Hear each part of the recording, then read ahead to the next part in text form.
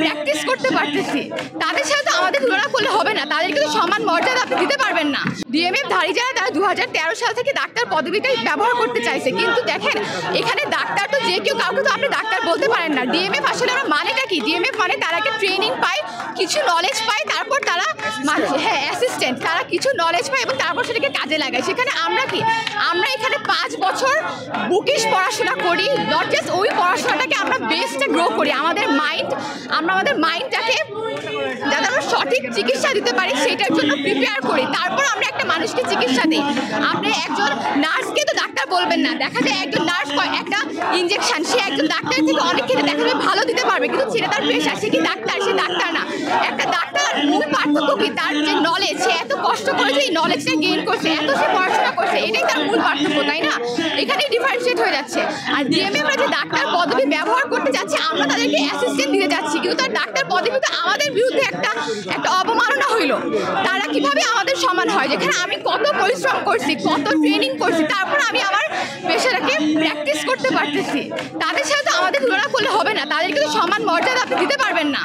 তাদের গ্রামীণ এলাকায় ডাক্তারের শর্টেজ আছে, এটা যেমন উনি বললো যে শর্টেজ আছে, সেই ক্ষেত্রে তারা over the counter drugs use করতে পারে, কিন্তু যে কেউ অ্যান্টিবায়োটিক ইউজ করতে পারবে না। অ্যান্টিবায়োটিক রেজিস্ট্যান্স বলে একটা টার্ম আছে। আপনি যখন যত্র অ্যান্টিবায়োটিক ব্যবহার করবেন, যেটা পেরিফেরিতে হয় মোস্ট অফ দ্য কেসে, যে ডক্টর তারা যখন তখন দরকার তারা অ্যান্টিবায়োটিক দিয়ে দিচ্ছে, একটা অ্যান্টিবায়োটিক প্রেসক্রাইব করে দিচ্ছে। এটার ফলাফলটা কি হচ্ছে? প্রচুর পরিমাণে রেজিস্ট্যান্স ডেভেলপ করতেছে। রেজিস্ট্যান্স ডেভেলপ করা মানে হচ্ছে যে একটা মুমূর্ষু রোগী, ধরেন 10 বছর আগে একটা রোগী মুমূর্ষু কন্ডিশনে আমার কাছে আসলো, আমি তাকে অ্যান্টিবায়োটিক দিলাম, সে ভালো হইলো। 10 বছর পরে এই যে অহরহ অ্যান্টিবায়োটিক ব্যবহার করার কারণে ওই একই অ্যান্টিবায়োটিক তার বডিতে আর কাজ করবে না। তাহলে দেখেন এটা কিন্তু লং টার্মে একটা হিউজ ম্যাসাকার ক্রিয়েট, একটা হিউজ একটা হেলথ ক্রাইসিস ক্রিয়েট করে ফেলতেছে। দেখুন, একজন ডাক্তার হতে গেলে যে আমরা 5 বছর পড়াশোনা করতেছি, কঠোর পরিশ্রম করতেছি। একজন যোগ্য সম্পন্ন ব্যক্তি যখন সে কঠোর পরিশ্রম করে তখন সে ডাক্তার হয়। কিন্তু ম্যাথ যারা ছিল বা ম্যাথ যারা আছে, তারা হচ্ছে আমাদের অ্যাসিস্ট্যান্ট হিসেবে আছে, অ্যাসিস্ট্যান্ট। এখন যদি তারা তাদের নামের পাশে ডাক্তারটা লাগায়, এটা কতটা যুক্তিসঙ্গত? আর সাধারণ মানুষের নিরাপত্তাটা কে দিবে? তারা তো ডাক্তার দেখে চলে যাবে ওদের কাছে। এখন যে বিষয়ে ওদের জ্ঞান নেই, তারা ওই বিষয়ে কীভাবে প্রেসক্রিপশন লিখবে? সাধারণ জনগণ তো এটা বুঝবে না যে ওনারা ডাক্তার নাম দেখলে চলে যাবে, কিন্তু ওরা তো যোগ্যতা রাখে না। এখন তারা তো তাদের পরিবারের মানুষজন কিন্তু তাদের কাছে যাবে না, এটা বাস্তব কথা। তাদের পরিবারের মানুষ ঠিকই ডাক্তারদের কাছে যাবে চিকিৎসা নিতে, তাদের কাছে ভুলেও যাবে না। আগে বলেন, তাদের পরিবারকে যদি তাদের কাছে নিশ্চয়তা পায় তখন আসতে, তাদের পরিবার কিন্তু কখনো তাদের কাছে নিশ্চয়তা পায় না। সাধারণ মানুষ যারা এই বিষয়ে খুব একটা সচেতন না, তারা কিন্তু ডাক্তার নামটা দেখলে চলে যাবে, তারা কিন্তু জানে না এই বিষয়ে। এখন সাধারণ মানুষকে তো আমরা সচেতন করতে হবে, এবং সাধারণ মানুষের নিরাপত্তা যাতে আমাদের ডাক্তারদের ঘাড়ের উপরে পড়ে।